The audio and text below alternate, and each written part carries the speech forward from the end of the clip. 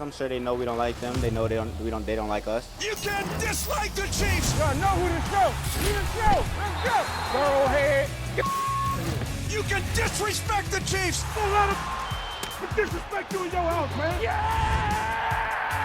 Yeah! You can doubt the Chiefs. We know business. Let's get it. And the pass is incomplete. You're going to have to deal with the Chiefs. I'm a champion. The Kansas City Chiefs. They've appeared in the AFC Championship game 7 straight years, earning 5 Super Bowl appearances, including 3 straight to the big game ever since Patrick Mahomes became the starter. And perhaps last year's trip to the Super Bowl was the most surprising, given that the Chiefs seem to be living life on the edge. Their offense, middle of the road. Defense was really good, allowing under 20 points a game. They ranked 11th in point differential, and they had so many one-score games, but they went 11-0 in those last season. So let's take a look at the teams that are chasing KC and their offseason moves. Buffalo Bills, they signed Joey Bosa in the offseason. They took defensive players with their first 5 picks in the draft. Second time they've ever started a draft with 5 straight on defense. How about the Ravens? They take a similar path. Malachi Starks, first round pass rusher Mike Green led the FBS in sacks last year. 4 of their top 6 picks were on defense. And then the Bengals, they've gone the other way. They've leaned into the offense. They signed Chase and Higgins to long-term deals. We know that for the receivers. Last year, became the third duo with 200 receptions, 2,500 receiving yards, 25 touchdowns. Still, though, no signing for Trey Hendrickson. And the Chargers also opted for offense, drafting skilled players with 4 of their first 6 picks, headlined by Carolina running back Omarion Hampton in the first round, picked up Najee Harris. No surprise, those guys are going to try to run the football. Okay, so if you're the GM for one of these top AFC contenders, do you A, go all in on stopping Mahomes, or B, go all in on putting up as many points as possible? Tim, which strategy do you like best? I'm going to try to stop Mahomes, and I actually think that's really not what you needed to do. I think a lot of people stopped Mahomes last year, and it was the defense that played great. But I just don't think what we're going to see out of Kansas City going forward is Mahomes and that offense struggling in future years the way they did this past year. Look, he's going to go down as one of the best quarterbacks of all time. His head coach and play caller is one of the best all time already. And so I just think that, if you play the long game of, okay, how do you dethrone Kansas City, in the AFC, I think it always is going to come down to stopping Patrick Mahomes. So, look, scoring points will be important all the time, all of that stuff. But, trying to go toe for toe to them, I think is a bad plan in the future. Well, to your point, Tim, there's historical reference with building and bolstering your defense to give them the most problems. You think about the 2 Super Bowls that they've lost here recently. Obviously, Tampa Bay destroyed that offensive line. Kansas City went out that following year, did a lot free agency, and then came back strong. And then Philly this year. Not only do you have to get after Patrick Mahomes, they sacked him 6 times in this game, but they also picked him off twice. So bolstering your defense has proven to, at least in the big game, become a major factor in beating the Kansas City Chiefs. Now, to your point, Tim, they haven't been their best on offense, and they are going to get that figured out and put more weapons around Pat. But ultimately, that's the answer, as we see it right now, is to be able to get after him and turn the football over. And the 2 teams that won Super Bowls against him did it. If they keep winning, we just get to keep seeing Darlington freezing there in sub-zero temperatures, which is really, really fun in the postseason. Yes. How are they feeling about their offseason, JD? Not as cold as I will be. In fact, quite warm. They feel very good about it. That said, the offensive line does come with its share of questions, even with the adds that they have made through the draft and through free agency. So there is a little bit risk, but I think that Brett Veach, the general manager, is getting the benefit of the doubt here, rightfully so, given what he's done in the past. The one thing I'll say is that they understand that the point differential this season was such that you don't always win those games. You cannot just rely on winning every time in those situations. They know they have to create more separation if they're going to continue what they believe is the brink of a dynasty. And I think that it starts with the offensive line, but also I will say they also feel good about getting Rashee Rice and Hollywood Brown back healthy to start the season as well.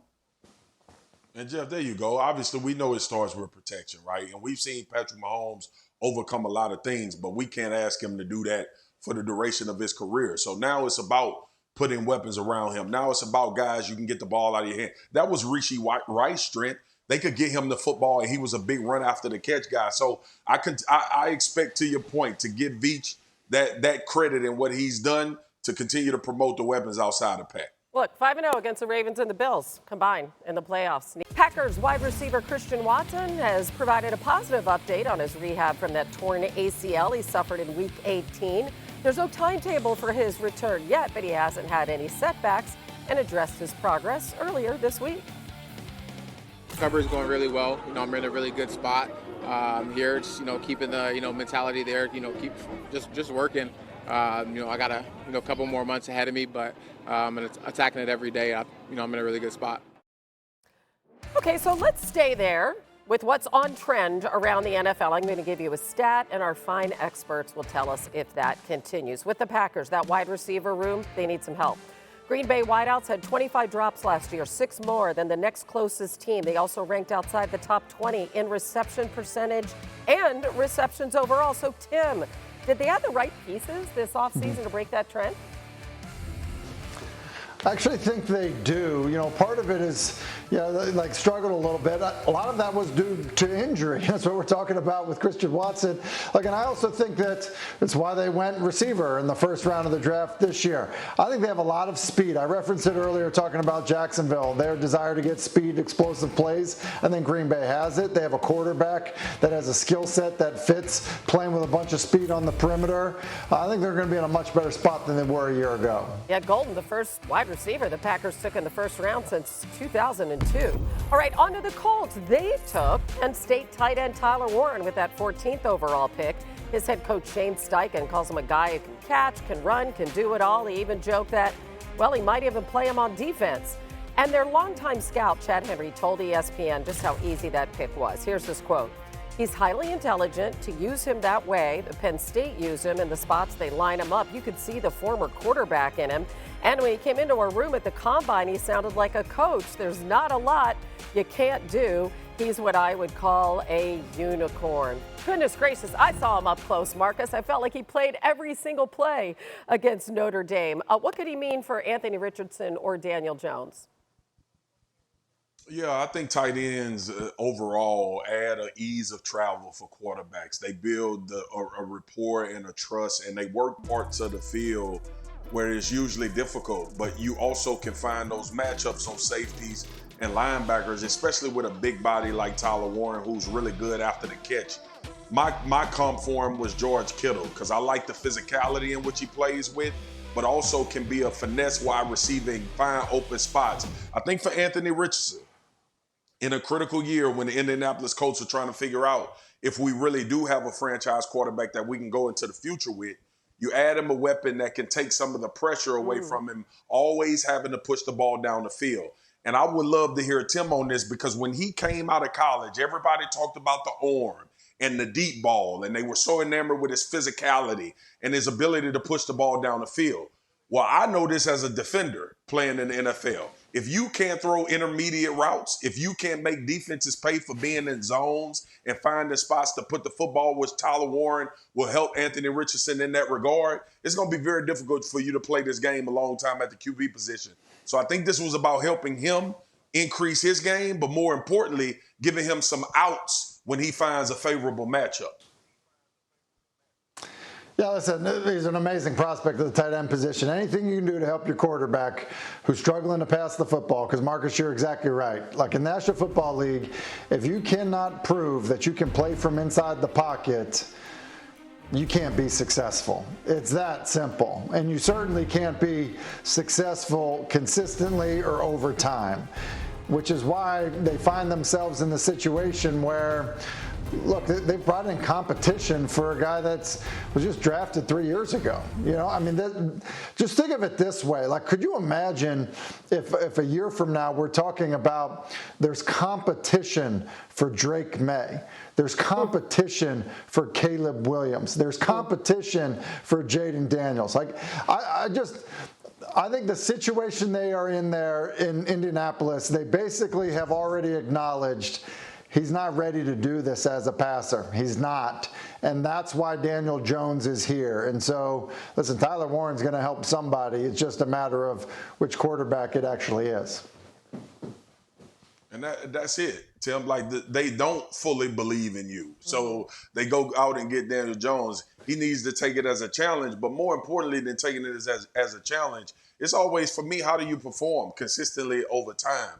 The tools and all that are great. I got a son that play basketball. I see a lot of tall kids that can run fast and jump high, but they need tools. They need the ability to process and play a different way when the game calls for it. And I think that's Anthony Richardson's step, or the Indianapolis Colts will be in a terrible situation trying to find a quarterback here pretty soon, because I don't believe Daniel Jones is the answer either.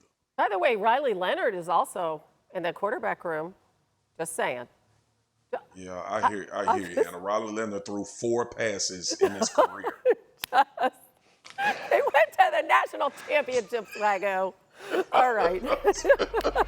All right, time for one more thing before we go. We check in on some of the stars at the Met Gala last night. The theme was super fine, tailoring black style, and here go the quarterbacks. Jalen Hurts, Joe Burrow, Russell Wilson. Who do you like, Swaggo? Golly, man, this is a tough one. I like Joe with the loose look. He's springy. But Russ looked like he got it, man. Russ got a cane in his hand. That's you acting totally different, Russell Wilson. Yeah, and not pictured here, Sierra, who looked incredible. Okay, JD, for sure. JD can sport a 3-piece. You know what I mean? So I'm going to go to you for this. Yeah. Stephon Diggs, clean. Justin Jefferson. What do you think? I want to see I Tim think it in the looks one great. I Justin think that Jefferson guy. Marcus and Tim could pull it back. Not me, but by the way, I will say this. How come no one ever smiles in any of these pictures? I would be so bad at this because you have to do that like blue steel look. I don't understand how these people don't smile in pictures. Man, They modeling, Jeff. I They think modeling. Justin They Jefferson modeling, looks man. incredible. Jonathan Owens, by the way. Yeah. I mean, with Simone Biles. What do you think, Tim? Sharp. Oh, I just think I'm surprised that Darlington wasn't there reporting. This feels like something Darlington would have like somehow forced his hand to be on assignment there. Nobody's Like, getting arrested, okay, Tim? No one's getting arrested. Like upset special that I he's mean, not yeah, there. Darlington could be a guest of honor. Bye, guys. See you tomorrow.